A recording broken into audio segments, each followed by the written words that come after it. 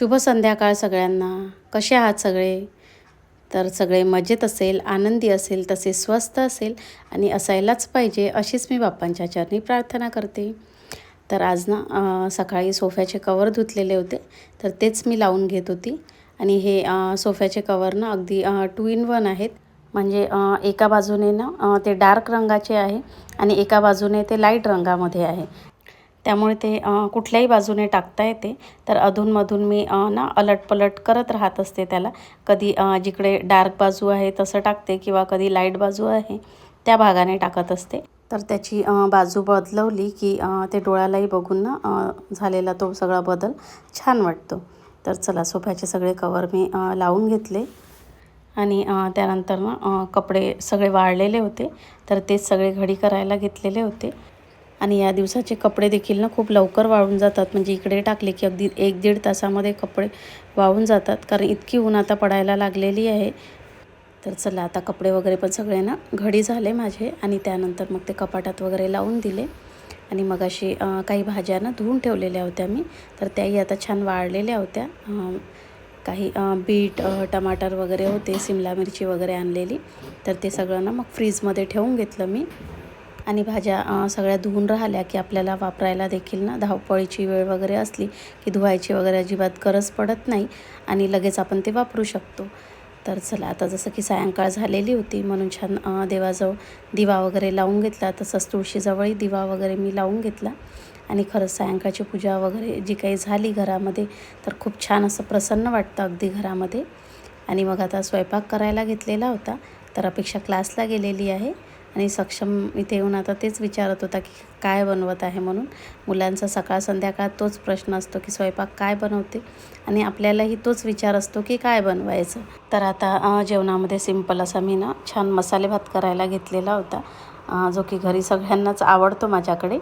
तर त्यासाठी लागणाऱ्या सगळ्या भाज्या वगैरे चिरून घेतलेल्या होत्या. आणि यामध्ये ना जी फुलगोबी टाकत असते ना, तर ती सक्षमला खूप आवडते म्हणून जरा भरपूरच टाकलेली होती मी, कारण तो अगदी ना निवडून काढून खात असतो सगळी फुलगोबी. तर चला मसाले भात फोडणीला घातला मी. आणि मग अपेक्षाही ना क्लासवरून आलेली होती तिच्या. तर मी ना ऑनलाईन ड्रेस मागवलेला होता, तर आत्ताच 2 दिवसाआधी आलेला आहे. दाखवते. तर असं कॉटनचं ना फॅब्रिक आहे याचं. तर याच्यामध्ये हा दुपट्टा आहे, छान असा फ्लावर प्रिंटमध्ये आहे पूर्ण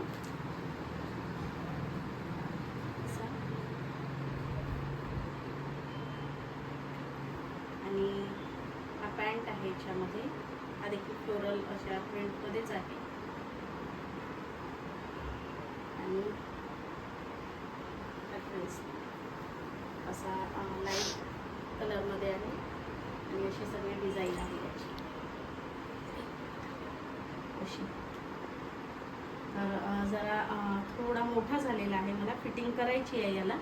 तर आणि घातल्यानंतर छान दिसत होता, मी घालून बघितला तर. मात्र थोडी फिटिंग करावी लागते. पण जसं की याचं फॅब्रिक ना कॉटनचं आहे, त्याच्यामुळे याला जरा पाण्यामध्ये ना सोक करून ठेवणार बराच वेळ. आणि मग ना त्याच्यानंतरच म्हणजे धुतल्यानंतरच मग हा ड्रेस मी फिटिंगचा करणार. कारण कॉटनचा कपडा असल्यामुळे ना कपडा थोडा श्रिंक होतो, सुकडतो तो. त्याच्यामुळे ना आधी धुवून घेणार याला मी आणि त्याच्यानंतरच मग याची फिटिंग करणार सगळी. तर लाईट रंगामध्ये संपूर्ण हा ड्रेस आहे आणि त्यावरनं छान असे थोडे डार्क रंगाचे फुलं वगैरे आहेत. तर खूप सुंदर वाटत होती ती सगळी रंगसंगती, ते कॉम्बिनेशन वगैरे. आणि गळ्यावर वगैरे जे काही छान अशी बॉर्डर वगैरे लावलेली आहे ती सुंदर वाटत होती. तर ऑनलाईन ना मी सहसा कुठल्याच गोष्टी जास्त मागवत नाही. याआधी जो एक ब्ल्यू ड्रेस मी घरी घालते तो मागवलेला होता आणि एक साडी मागवलेली होती. आणि आता हा त्या दिवशी बघितला मी ऑनलाईनमध्ये, तर आवडला मला. आणि म्हटलं बघते बोलावून कसं येतं त्याचं फॅब्रिक वगैरे. आणि जर नाही आवडला तर मग रिटर्न करणार. पण आवडला मला तो आणि घातल्यानंतर छान दिसत होता. प्रिंट वगैरे सगळी अगदी खूप छान वाटत होती ही. आणि लाईट कलरमध्ये आहे आणि डार्कमध्ये थोडे फ्लावर्स आहे याच्यावर. तर छान वाटत होते. तर म्हणून काही इच्छा झाली नाही माझी परत करण्याची. छान दिसत होता घातल्यानंतर, म्हणून काही परत केलेला नाही आहे. तर तुम्हाला कसा वाटला नक्की कॉमेंटमध्ये सांगा. तर आता हे देखील आलेले होते ऑफिसमधून आणि मसाले भात तर झालेला होता माझा. मात्र पुरणपोळी करून घ्यायची होती आणि पुरणपोळी गरम गरमच छान वाटते, म्हणून छान गरम गरम पुरणपोळी वगैरे करून घेतली. त्यानंतर सगळ्यांनी जेवणं वगैरे केली.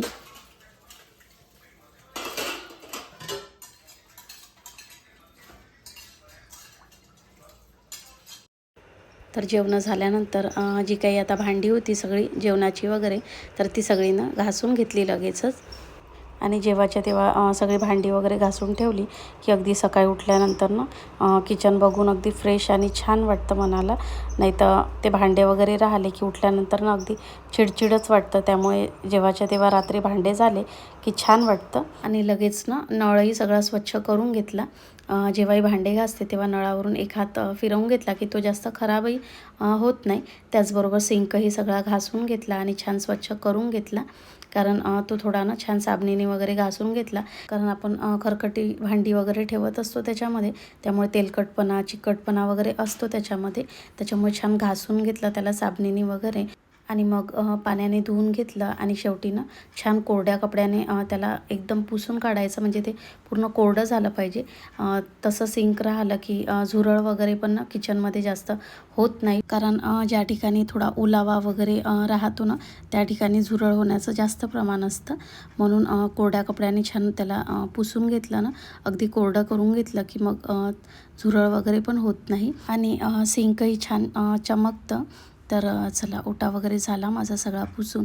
त्यानंतर या टेबलवरचंही सगळं थोडं आवरायला घेतलं. तसं तर आता भांडी वगैरे सगळी झाली होती, त्यामुळे आता कुठलाच पसारा वगैरे नव्हता इथे. म्हणून कपडा वगैरे ना फिरवून घेतला मी.